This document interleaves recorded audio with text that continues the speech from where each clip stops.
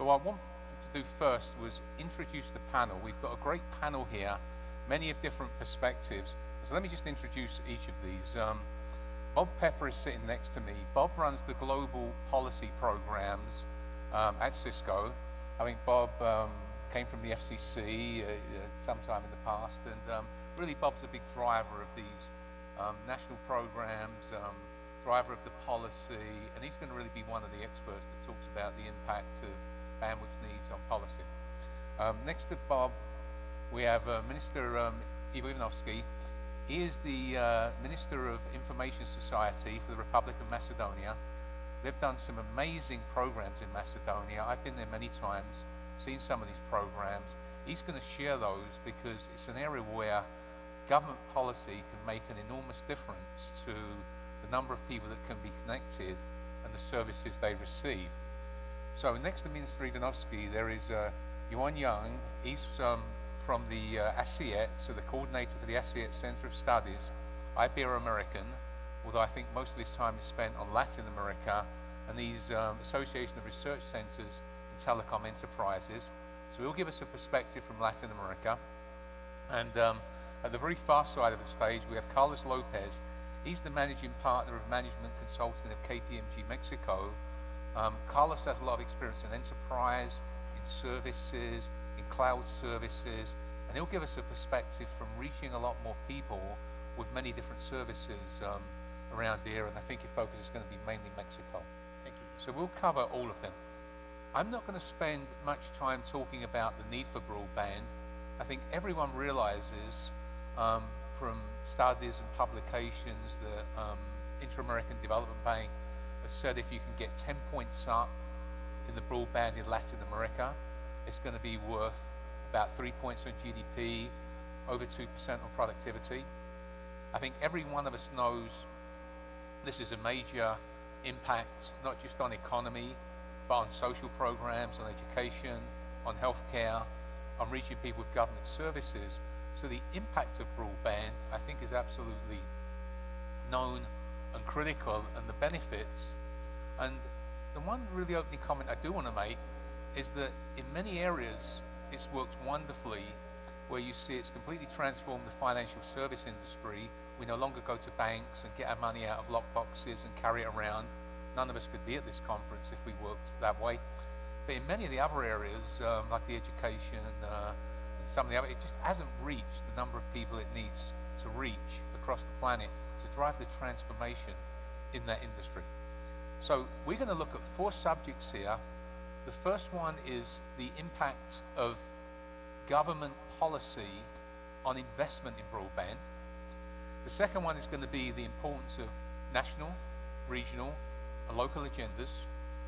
The third subject will be the feasibility of reaching the lower income people, the rural people. I'll put them in the category of the people that are underserved, that have the lower penetrations. And the fourth area is key programs and key practices from around the globe that are driving increased deployments, increased uses, those best practices that can be shared and used in Latin America, and many of them come from Latin America. So that's what we're going to spend our time on. We'll have time to go to the audience for questions on this, and there are some mics that can be brought around to each of you. So I want to start this off, calibration really. I'm going to go to Bob on this one because Cisco has done an amazing set of reports. I think you do these every year. Yep. And what they do is they talk about where bandwidth needs are going, what kind of growth rates we're going to need to support what's going to be needed globally. So I think you can probably set the stage for us, Bob. We've given us a few factoids on what kind of bandwidths are going to be needed. Yeah. No, thank you, John, and thank you, to Witsa and Jim. It's really a great program. In fact, the time sharing of having to be in too many places at once because there's a lot of great stuff going on. So I've really enjoyed the last 3 days and learned a lot. In terms of trying to set the stage by looking at trends, this is what we call our Visual Networking Index study. It's a 5-year rolling forecast. We've been doing this for 9 years, so we actually can go back and check to see, how accurate the forecast was, and we're usually within 10%, with which is actually quite good given the dynamic nature of the market. So I'm going to cover several areas in terms of trends. The first, the data explosion is continuing, and the implication of that is that the networks, the investment in networks are just going to have to continue. Let me just put a little bit of size around that. In terms of globally, right, we're seeing for internet traffic growing at a compounded annual growth rate of 23%. That's 23% year over year over year. In Europe, it's 21%. In Latin America, it's 20%.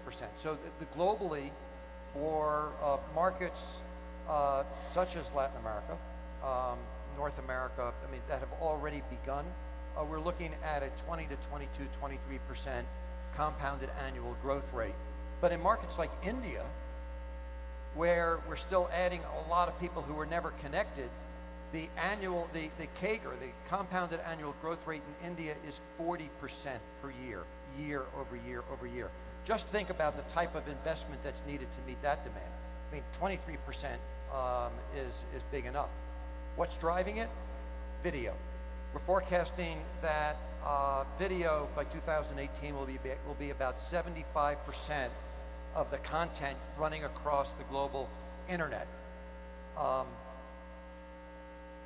Second, we talk about these as averages.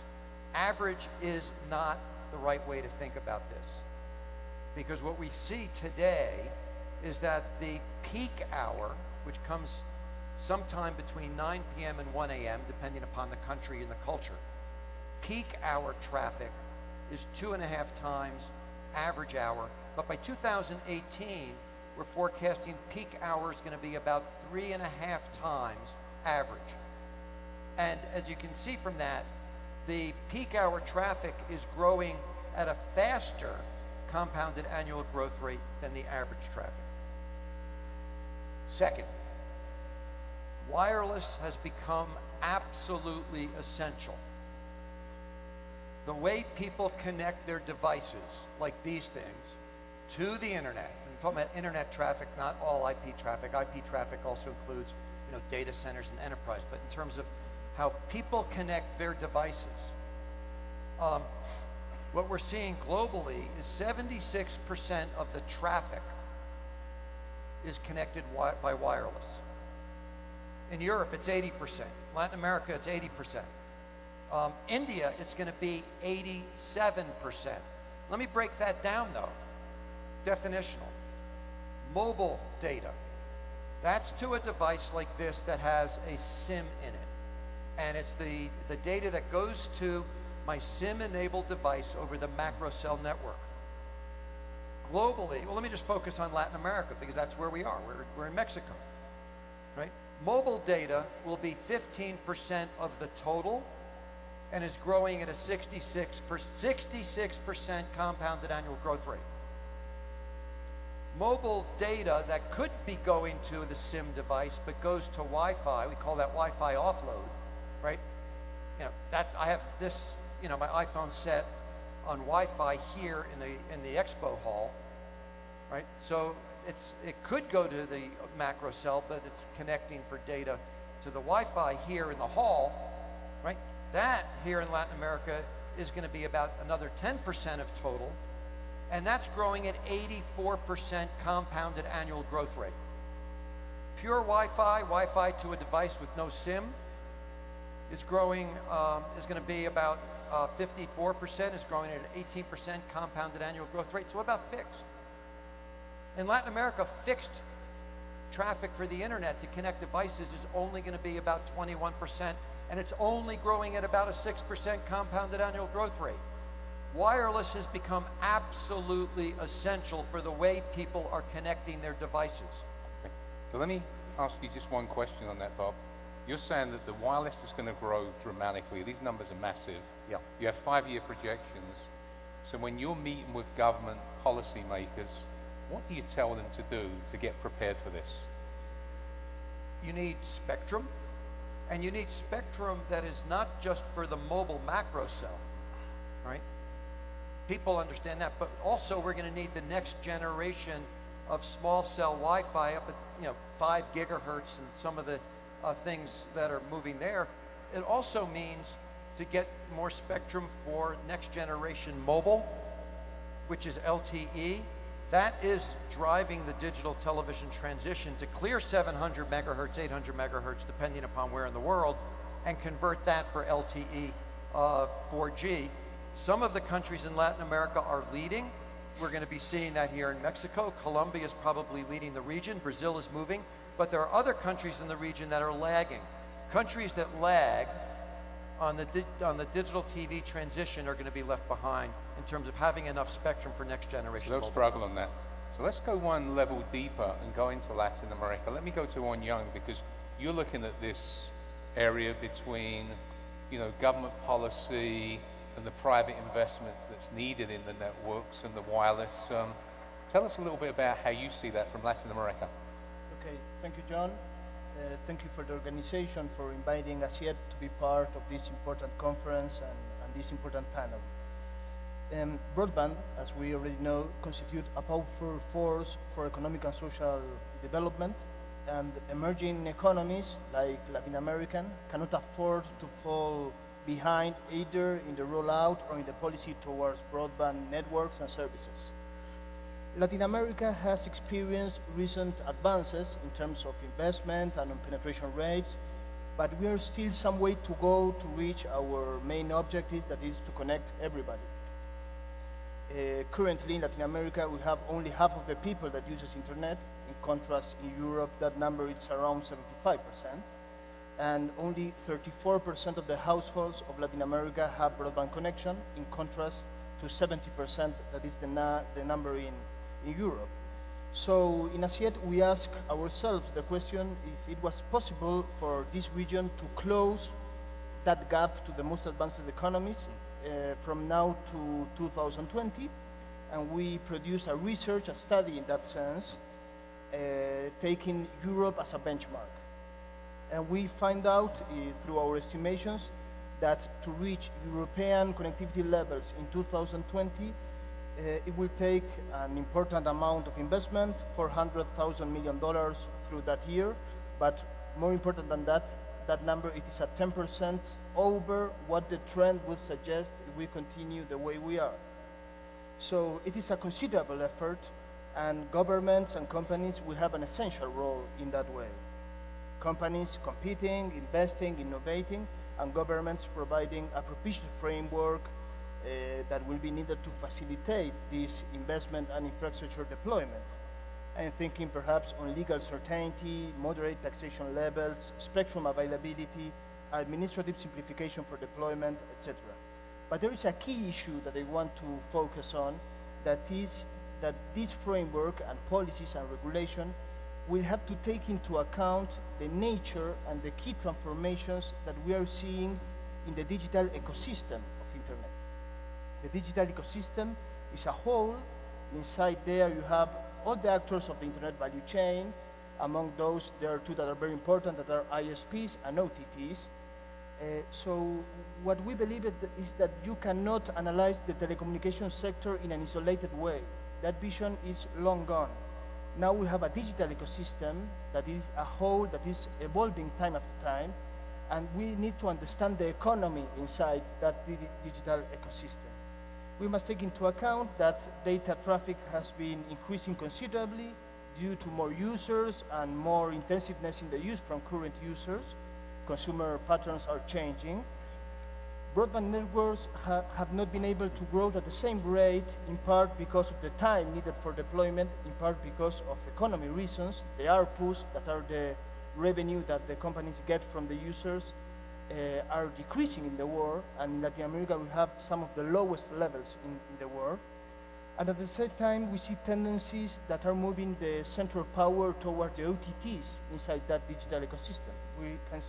The OTTs are mostly located in the US, mostly unregulated, in most cases are oligopoly market structures, and used to create closed interactive systems. OTTs are increasingly offering substitute services to those of traditional telecom, but they are not subject to the regulatory requirements, in most cases, that the telecom industry is. So we believe, what we think is that we have a market distortion created by outdated regulation, and the framework for the future to be able to reach the objectives that we need, we have to take that into account and to align incentives. The future will bring us something that we can call a perfect storm, in the sense that we will have further data growth, further trend towards IP communication, we have the Internet of Things, machine to machine, the number of devices connected will grow exponentially. All that will require more bandwidth, we will require more investments. We have pressures to ensure higher quality levels, but at the same time, prices are decreasing and the ARPUs are decreasing. So there is an economy problem that we need to take into account in this process. How we can tackle this situation? We believe that regulatory flexibility may help us in this sense, in order to look for a level playing field inside the digital ecosystem. We need to think of softer and smarter regulation that may ensure principles of fair, equal, and non-discriminatory treatment for all market players, to look for a level playing field among regulated and unregulated players. We need a balance and avoid asymmetries as we are seeing in some cases. Things like regulation on data protection, on privacy, on taxation, must be established by the services and not by who is providing those services. That is an important concept for us. Competition must not be distorted inside the digital ecosystem, and if we ensure equitable rules for business to create environment, and in that environment, through competition and innovation, that situation led to a better outcome to the citizens, we will be closer to reach our goals of making the investment happen and connecting the people. Okay. So let's move to a minister level. I'll move to a country level. Minister Ivanovski, you've spent a lot of time, obviously, on the regulation. You own that side. But I know whenever I speak to you, you're talking about how I'm going to reach more Macedonians, how we're going to reach more people in the country with broadband and bring them into the internet economy. And so you see the private side of this as well. Can you give us your perspective there, the balance between the regulation, the government policy, and the investment of the companies in your country, and what you see globally as well? Yeah. Thank you, John. Good morning, everybody. Republic of Macedonia, I can just give you a quick history that in 2006, the internet penetration in our country was around 12%, and PC usage or computer usage in the homes were 10%. So when my government got in power, we immediately decided to make a reform in the telecommunication sector by creating a policy which will liberalize the telecom sector and be a market that can create a fair and competitive to everyone that wants to play a fair game. So some of the changes that we did, we immediately released a third mobile operator. Previously we only had two. And the spectrum that Bob was talking about, we gave it for almost free, very low cost, but with the obligation for that mobile operator to invest in CapEx, to invest in a good infrastructure where the services for the citizen will be at good quality. And we can see that 7 years later, this third mobile operator that started in 2007, which is Telecom Austria VIP, now is the second largest mobile operator with 28% market share. So they've done a good job growing in 7 years, and we can see that the prices of the broadband, of smart devices, of internet for the home user, for every citizen, has gone way down.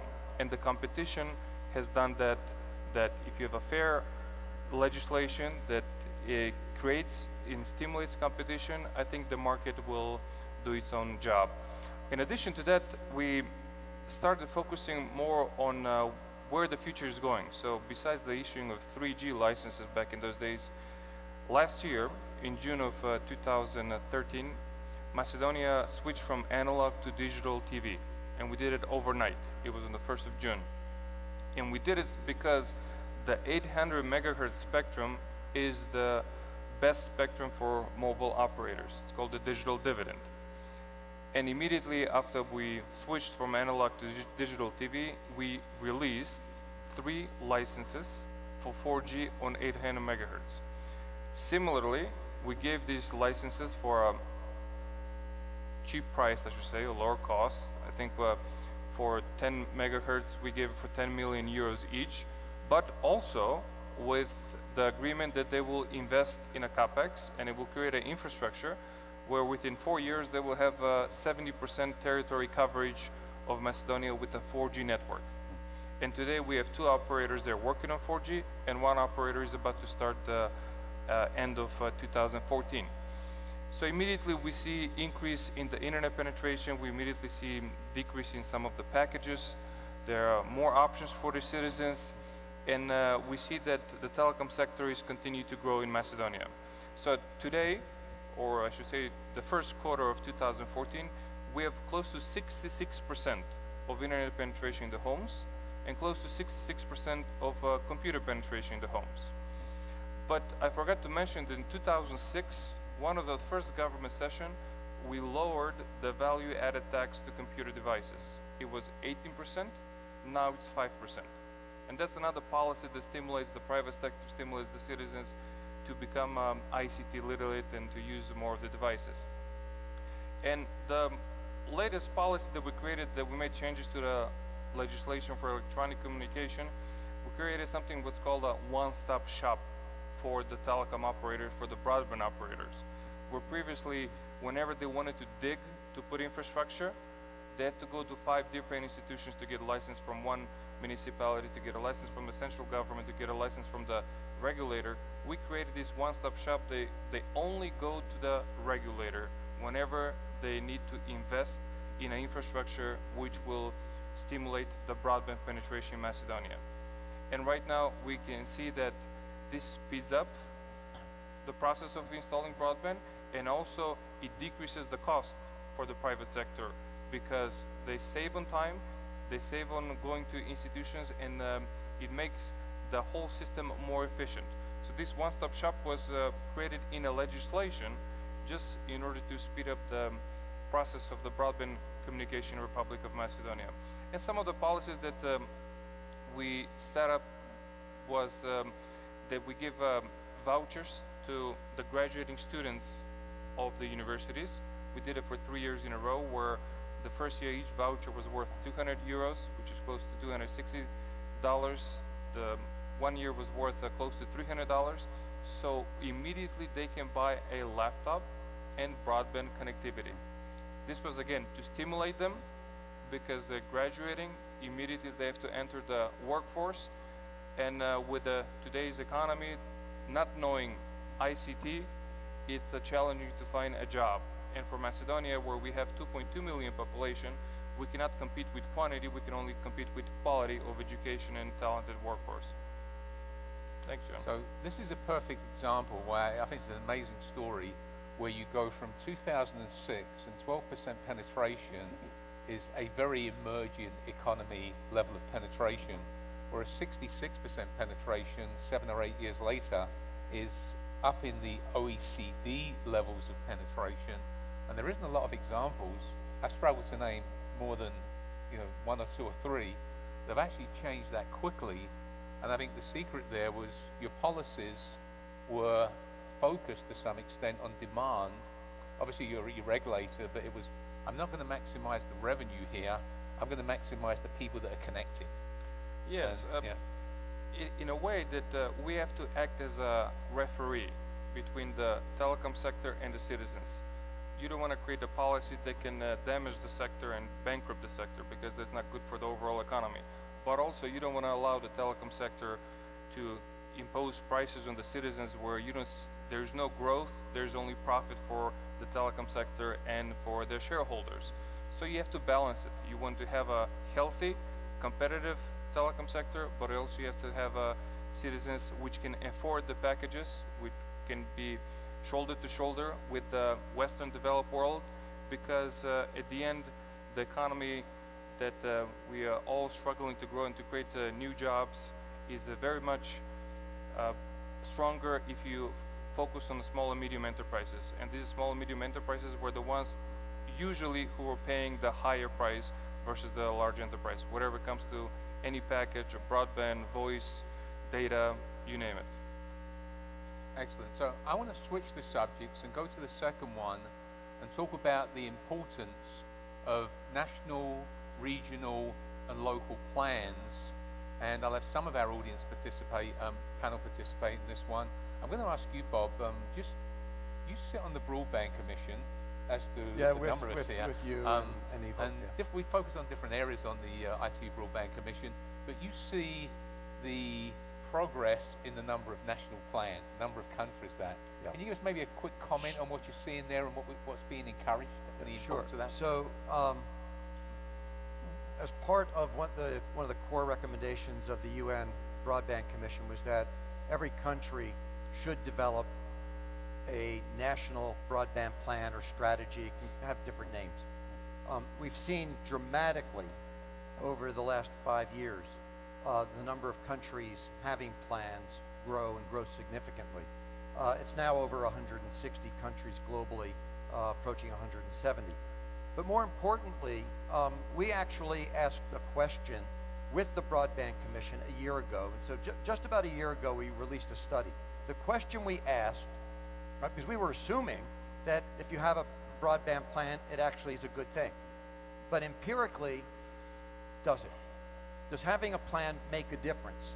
So what we did was we actually looked at a time series, 10 years of data, 160 countries. So it's not just correlational, but using what's a methodology called a panel regression.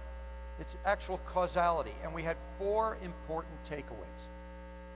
Having a plan does make a difference. In fact, we found that if you have a plan, because it focuses a national agenda, it's about leadership, just having a plan can increase fixed broadband by 25%, and it can increase mobile broadband adoption by over 30%.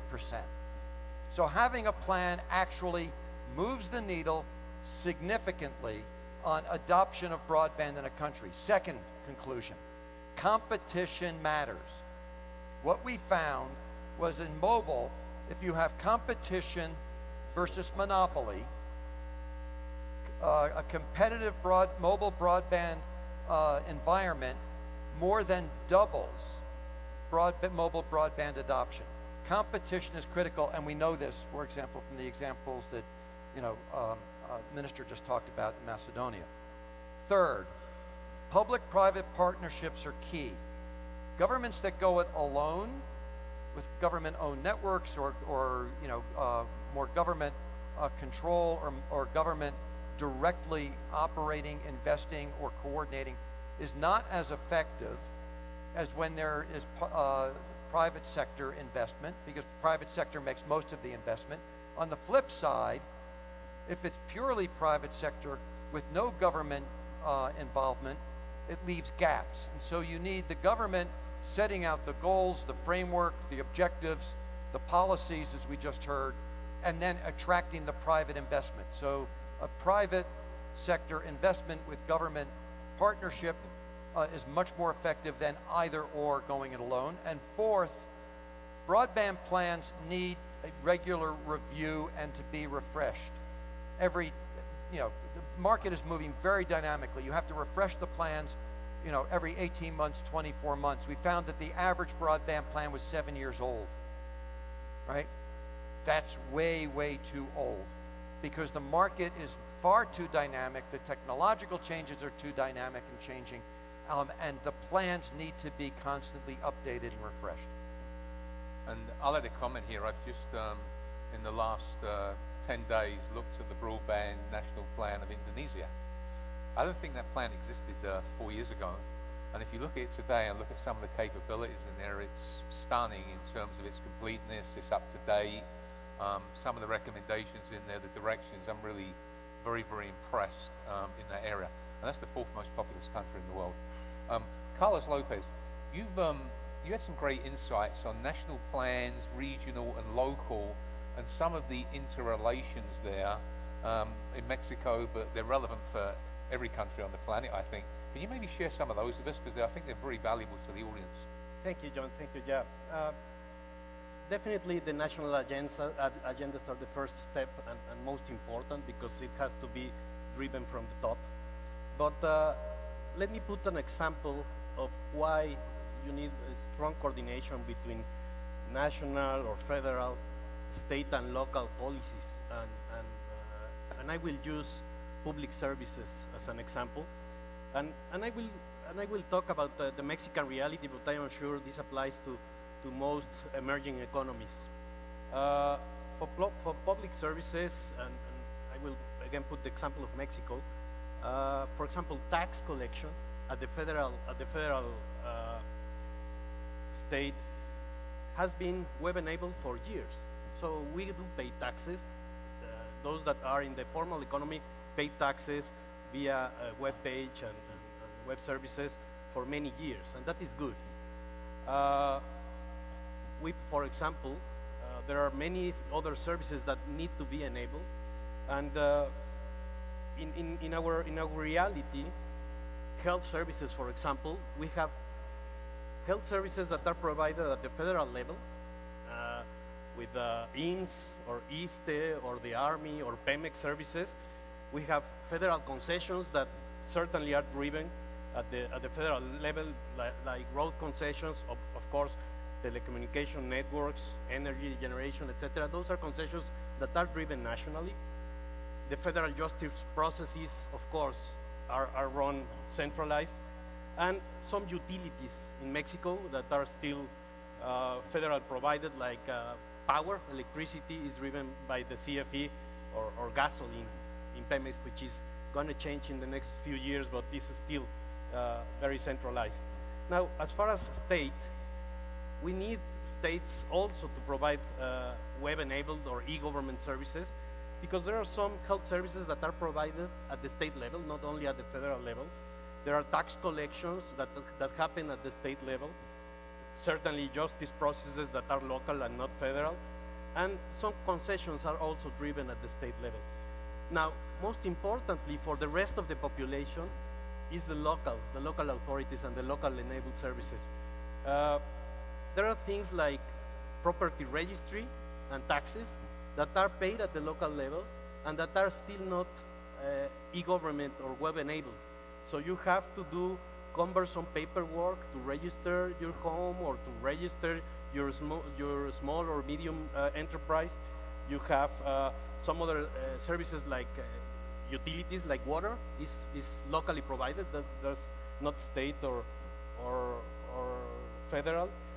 Newborn registry is local by any means. You have to register your kid in your municipality, within your county, and there are many other services that are related to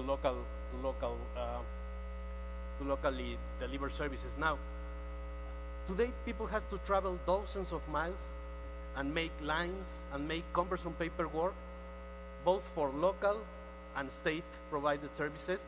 Some of the federal services are already enabled, but imagine the change in the quality of life of people that eventually can pay taxes or can make a registry for their small business with e-government. That is going to be certainly one means of getting more people into the formal economy. Today in Mexico there is a very large population that does not pay taxes because it is very difficult to pay taxes. So we have to enable web services or of course the broadband to enable local, state and federal provided services. And I'm going to come back to that point a little bit later when we talk about demand and reaching people, because it touches everyone. But I'm going to move to the third subject, which is the affordability for the underserved, and I'll bring in a number of the panelists on that one on here. I think probably one of the ways to look at this, or certainly the way I try and look at this, is describe the model in the Broadband Commission. It's in the report of the State of Broadband 2014. I'll show you some of these reports in a minute. You look at the world as a pyramid maybe and say, look, there's over 7 billion people in the world. The top 2 billion, most of those being in the developed economies, they can afford unlimited internet access and pay $30 a month. Not a challenge, not an issue. But if you look at that $30 a month and take that into Africa, about 1% of Africans can afford that, 3% of Indians can afford it, 3 or 4% of Indonesians can, and it really becomes very limited. And so you have a business model at the top that's pushing down. And what's happened there is computers have got cheaper, tablets have hit $100 and less, smartphones have moved less down, though less prices on smartphones. You can see in many countries in the world, in China, in Asia, $50 smartphones, tests on smartphones that are lower than that. And so the devices are coming down. And what's happened is the same model on the service that was the prepaid voice has moved to prepaid broadband, and that's pushed down. In places like India, you can buy a gigabyte of download for about $1, and it can last you a month. And if you're a university student, you're on the LAN all day long, you have this in the evening, and you can make it last that long. You just can't download 20 movies a day, but you can do your work, you can run your business. You just have to manage this like a lot of the developing world manages prepaid electricity, prepaid gas, many of the prepaid utilities. They do it that way, they learn to do it that way, and I've seen it working beautifully on broadband. That brings it down to the third billion. So in more of the developing economies, you can start to see not just a few percent can afford, but the 30 and 40% can afford $1 and $2 top-ups on broadband regularly. Now that business model is stronger in Asia. It really started there 2 years ago, and Asia has probably been the leader on that. Every major telecom in Africa has adopted that business model, so you can reach much more than a few percent Africans. It can push down into that third billion and beyond. Latin America has probably been one of the slower geographies to adopt the prepaid model on broadband. It was the leader on voice, probably later on broadband, and one of the biggest inhibitors is a lot of the services, the data expires in the evening, and then you have to pay again tomorrow. So it doesn't roll over like you do on voice. That limits, with capabilities we have today, pushing that down into more people in the stack. So I'd encourage that, and the benchmark is, I think Asia's about 2 years ahead on this. Africa's doing fine. Latin America has all the things in place. It's a case of bringing that business model. Now, when you come from the bottom of the pyramid, there's 2.4 billion people in the world that live on $2 a day or less, the poverty line. So 3 to 5% of that to be spent on a device and service means they can spend $2 a month. That means they can't afford a device and service.